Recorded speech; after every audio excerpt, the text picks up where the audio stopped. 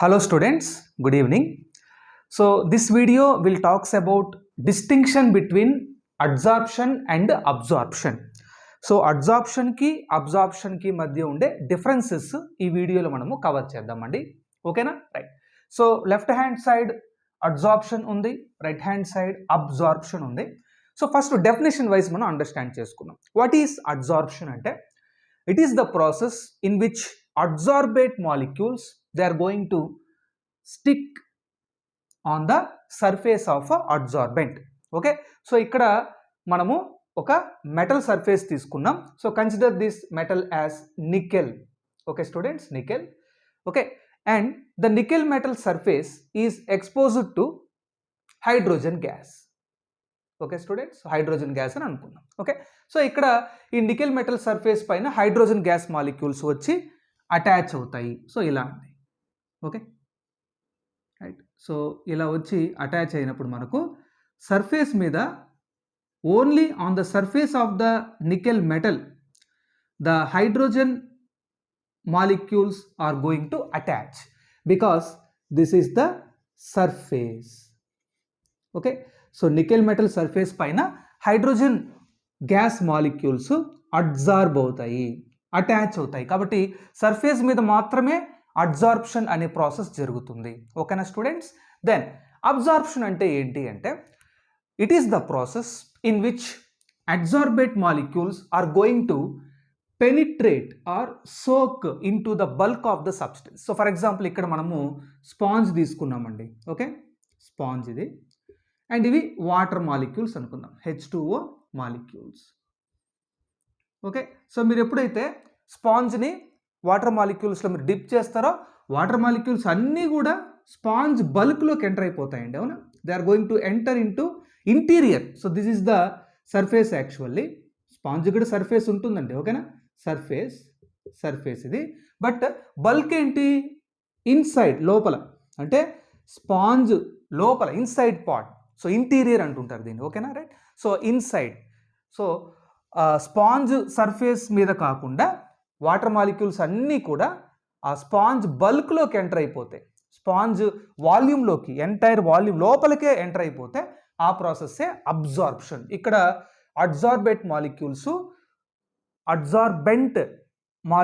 Adsorbent substance లోపలికి inside వెళ్ళిపోతాయండి. ఓకేనా, so that is the absorption. So that is the clear difference between adsorption and absorption. So adsorption is a surface phenomena, it occurs only at the surface, వెరాస్ absorption is a bulk phenomena.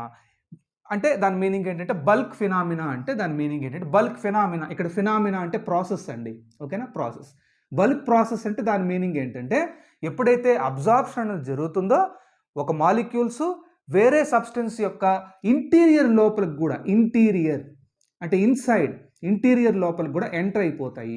ఎలాగైతే water molecules sponge లోపలికి enter అయిపోతాయో మనకు ఆ ప్రాసెస్సే మనకు bulk process అవుతుంది. Bulk ప్రాసెస్కి definition ఏంటి అంటే absorption, surface ప్రాసెస్కి example adsorption. ఓకేనా students, right.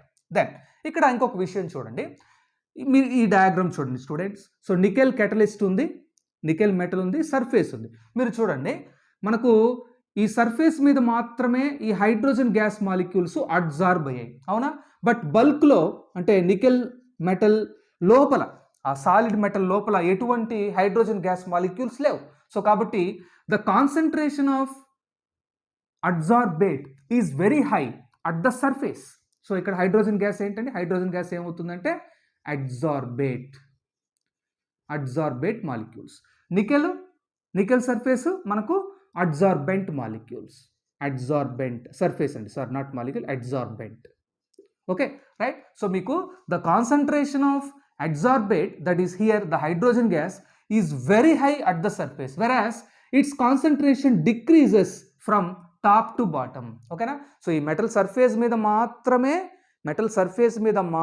మనకు అడ్జార్బేట్ మాలిక్యూల్స్ అటాచ్ అయ్యాయి. ఎప్పుడైతే మీరు సర్ఫేస్ నుంచి బల్క్లోకి ఎంటర్ అవుతారో, ఇలా సర్ఫేస్ నుంచి మీరు బల్క్లోకి ఎంటర్ అవుతారో అప్పుడు మీకు కాన్సన్ట్రేషన్ ఆఫ్ అడ్జార్బేట్ మాలిక్యూల్స్ డిక్రీజ్ అయిపోతాయి, ఎందుకంటే సర్ఫేస్ మీద మాత్రమే ఉంటాయి, లోపల ఉండవు.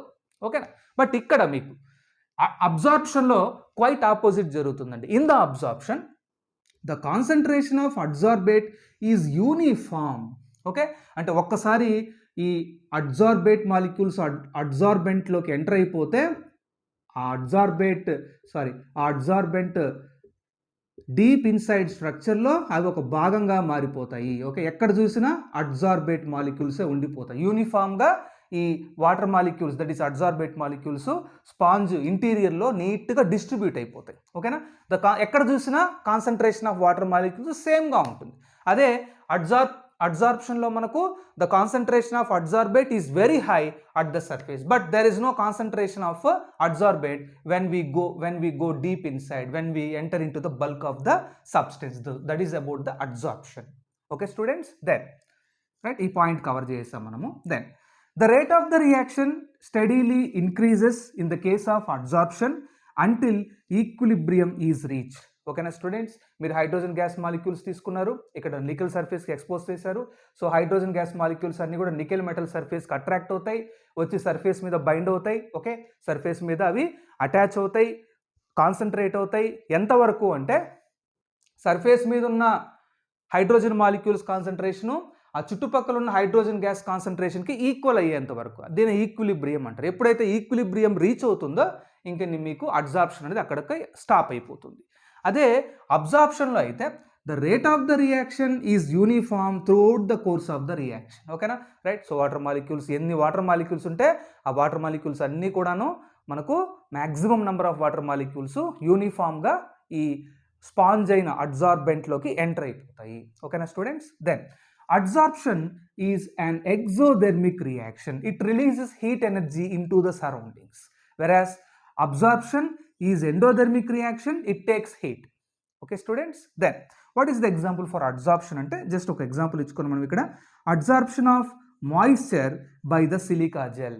Okay na, so మీరు ఏదైనా వాటర్ బాటిల్ పర్చేస్ చేశారు, లేదు షూ పర్చేస్ చేశారు, ఆ షూలో జనరల్గా సిలికా జెల్ ప్యాకెట్ ఒకటి ఉంటుందండి. ఎందుకంటే షూ మాయిశ్చర్కి ఎక్స్పోజ్ అయితే డెస్ట్రాయ్ అయిపోతుంది, లెదర్ కదండి. సో కాబట్టి ఆ షూ బాక్స్లో షూ ఉంటుంది, షూలో మనకు జనరల్గా సిలికా జెల్ క్రిస్టల్స్ని ఉంచుతారు. ఎందుకంటే ఆ షూ ఎప్పుడైనా పొరపాటున వాటర్కి ఎక్స్పోజ్ అయినా లేదు మాయిశ్చర్కి ఎక్స్పోజ్ అయినా ఆ మాయిశ్చర్లో ఉండే వాటర్ మాలిక్యూల్స్ని సిలికా జెల్ అడ్జార్బ్ చేసుకుంటుంది. అంటే ఇక్కడ silica gel adsorbent, water molecules అడ్జార్బేట్.